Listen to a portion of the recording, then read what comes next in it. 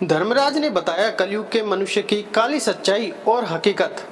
मित्रों, एक समय की बात है जब देवर्षि नारद नारायण नारायण का जाप करते हुए यमराज के पास जाते हैं और कहते हैं, हे धर्मराज, आज मेरे मन में कुछ शंकाएं उत्पन्न हुई हैं जो मेरे मन को बहुत विचलित कर रही हैं, इसलिए निवारण हेतु मैं आपके पास आया हूँ। तब धर्मराज कहते हैं, हे देवर्षि नारद, आप तो तीनों लोकों के त्रिकालदर्शी महात्मा हैं, भला आपको कैसी कोई आपत्ति हो सकती है जो आपके मन को विचलित कर सकती है? आप तो स्वयं प्रभु के भक्त हैं। फिर धर्मराज कहते हैं, हे मुनि, आप अपनी शंकाओं को निसंकोच होकर कहें, मैं अपनी योग्यता के अनुसार अवश्य ही आपके प्रश्नों के उत्तर दूंगा। फिर देवर्षि नारद कहते हैं, हे धर्मराज, मैं जानना चाहता हूँ कि आने वाला कलयुग कैसा होगा, और मेरा दूसरा प्रश्न है, कलयुग में पापों से मुक्ति पाने के लिए मनुष्य को क्या करना होगा, और मेरा तीसरा प्रश्न है कि देवी योग माया का प्रभाव मनुष्य जीवन पर कैसा रहेगा। फिर मित्रों, धर्मराज कहते हैं, हे मुनिवर, आज आपने अत्यंत महत्वपूर्ण प्रश्न किए हैं जिसे मनुष्य जाति के कल्याण के लिए बहुत ही महत्वपूर्ण है, जो हर एक मनुष्य को जाननी चाहिए।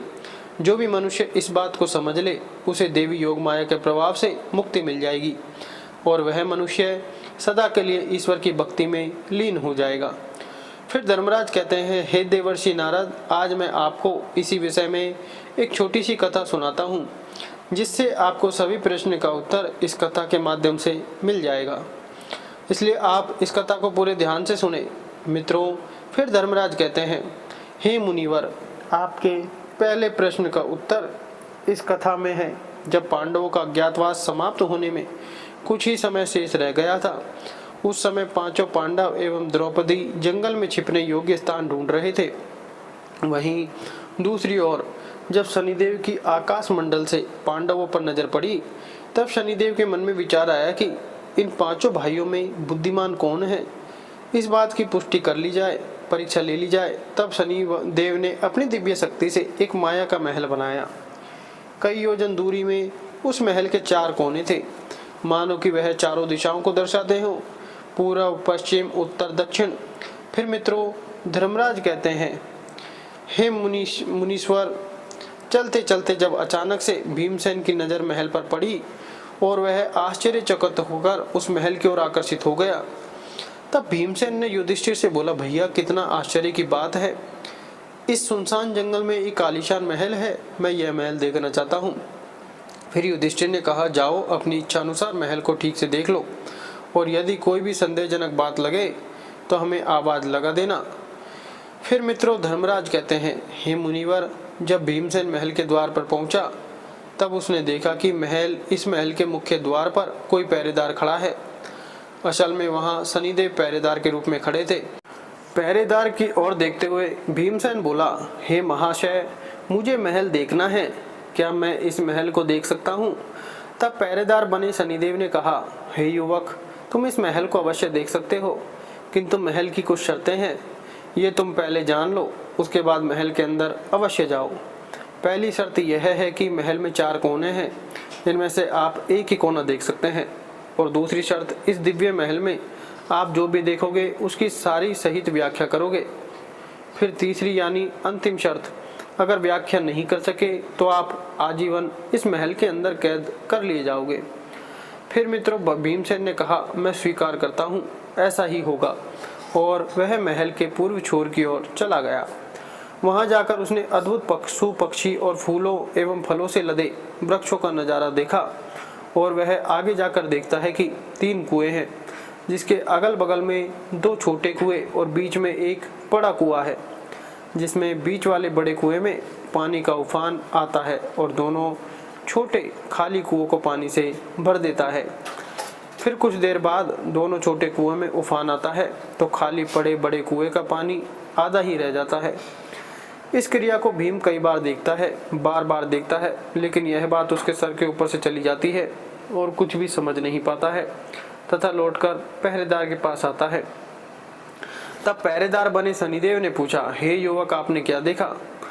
फिर भीमसेन ने कहा, महाशय, मैंने विचित्र प्रकार के भविष्य के पेड़ पौधे, पशु पक्षी देखे जो मैंने पहले कभी नहीं देखे थे, जो बहुत अजीब थे।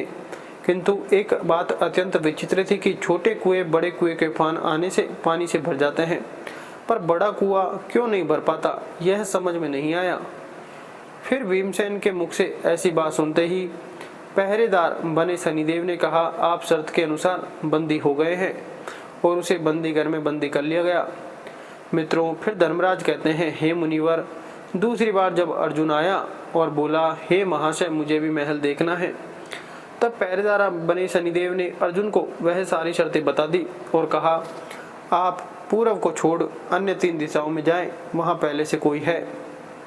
फिर अर्जुन ने पश्चिम वाले छोर की तरफ जाने का निर्णय लिया, और वह आगे जाकर अर्जुन देखता है कि एक ही खेत में 2 फसल उग रही है। एक तरफ बाजरे की फसल तो दूसरी तरफ मक्के की फसल थी। ये चीजें देखकर आश्चर्यचकित हुआ, क्योंकि बाजरे के पौधे से मक्का निकल रही है तथा मक्का के पौधे से बाजरे निकल रही है। अर्जुन इसे बार बार देखकर सोच रहा था, यह कैसे मुमकिन है। फिर भी उसे कुछ भी समझ नहीं आया और वह वापस द्वार पर आ गया। तब पहरेदार ने पूछा, आपने क्या देखा? फिर अर्जुन बोला, हे महाशय, मैंने भविष्य का सब कुछ देखा, किंतु बाजरे और मक्के की बात समझ में नहीं आई। तभी पहरेदार बने शनिदेव ने कहा, शर्त के अनुसार आप बंदी हैं, और उसे बंदी घर में बंदी कर लिया गया। फिर मित्रों, धर्मराज कहते हैं, हे मुनिवर, तीसरी बार नकुल आया और बोला, हे दरबान, मुझे भी महल देखना है। तब पहरेदार बने शनिदेव ने नकुल को भी वह सारी शर्तें बता दी और कहा, आप पूर्व और पश्चिम को छोड़कर अन्य 2 दिशाओं में जाएं, वहां पहले से कोई है। फिर नकुल ने उत्तर दिशा की ओर गया तथा वहां उसने देखा कि बहुत सारी सफेद गाय थी। जब उनको भूख लगती है तो अपनी ही छोटी बच्चियों का दूध पीती हैं। इस अनोखी बात को देखकर नकुल दुविधा में पड़ गया, किंतु उसे कुछ भी समझ नहीं आया और वह वापस द्वार पर आया। तभी नकुल से पहरेदार ने पूछा, आपने वहां क्या देखा? तब नकुल बोला, महाशय, मैंने वहां भविष्य की कुछ विचित्र घटनाएं देखी, किंतु सबसे आश्चर्यजनक बात तो यह थी कि गाय अपनी ही बच्चियों का दूध पी रही हैं। यह कैसे संभव हो सकता है? मुझे कुछ भी समझ नहीं आया। तभी पहरेदार बने शनिदेव ने कहा, शर्त के अनुसार आप बंदी हैं, और उसे बंदी घर में बंदी कर लिया गया। फिर मित्रों, धर्मराज कहते हैं, हे मुनिवर, चौथी बार सहदेव आया और बोला, हे महाशय, मुझे महल देखना है।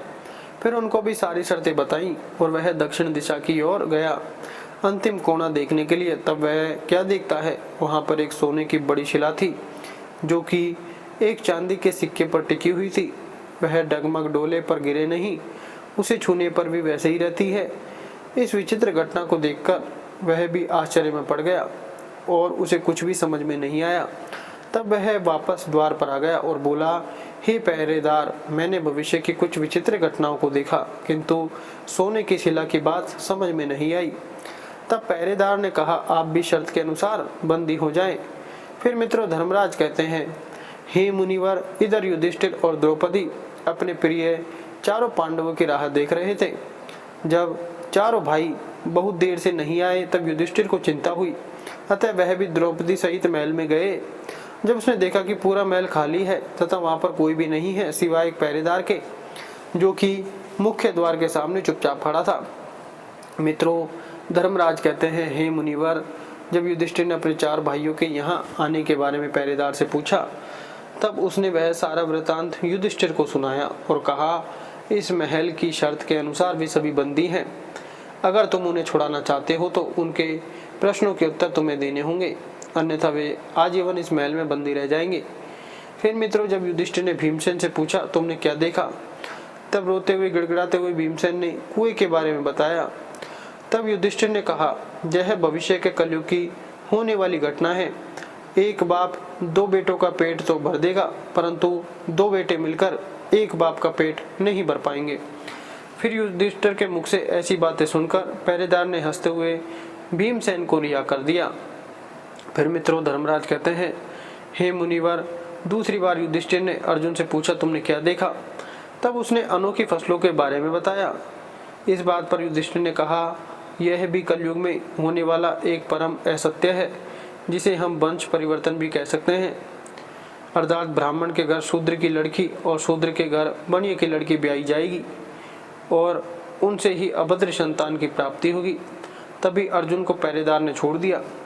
मित्रों, इसी प्रकार धर्मराज कहते हैं, हे मुनिवर, जब युधिष्ठिर ने नकुल से पूछा तुमने क्या देखा, तब उसने गाय का सारा वृतांत सुनाया।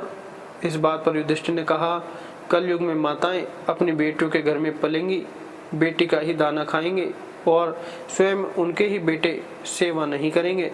तब नकुल भी कैद से मुक्त हो जाता है। फिर मित्रों, अंतिम बार युधिष्ठिर ने सहदेव से पूछा तुमने क्या देखा, तो उसने सोने की शिला का वृतांत बताया। तब युधिष्ठिर बोले, कलयुग में पाप धर्म को दबाता रहेगा, परंतु धर्म फिर भी जिंदा रहेगा, जो कभी भी खत्म नहीं होगा।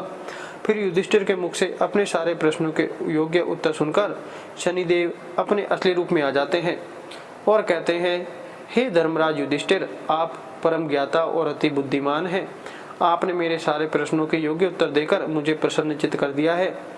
फिर मित्रों, धर्मराज कहते हैं, हे मुनिवर, अतः जो भी मनुष्य इस कलयुग में ईश्वर का नाम स्मरण करेगा, उसके सारे पाप नष्ट होकर वह परम गति को प्राप्त होगा। वहीं दूसरी ओर जो भी मनुष्य इस कलयुग को शापित माया से दूर रहकर स्वयं को ईश्वर के चरणों में अर्पित करेगा, वह सदा के लिए इस मोह माया से दूर रहेगा। मित्रों, धर्मराज कहते हैं, हे मुनिवर, अब मैंने आपके सारे प्रश्नों के उत्तर इस कथा के माध्यम से दिए हैं। तब देवर्षि नारद कहते हैं, जी हाँ, आपने मुझे योग्य मार्गदर्शन किया है। मित्रों, आज के कलयुग में यह सारी बातें सच साबित हो रही हैं। वीडियो अच्छी लगी तो वीडियो को लाइक करें, चैनल को सब्सक्राइब जरूर करें। धन्यवाद।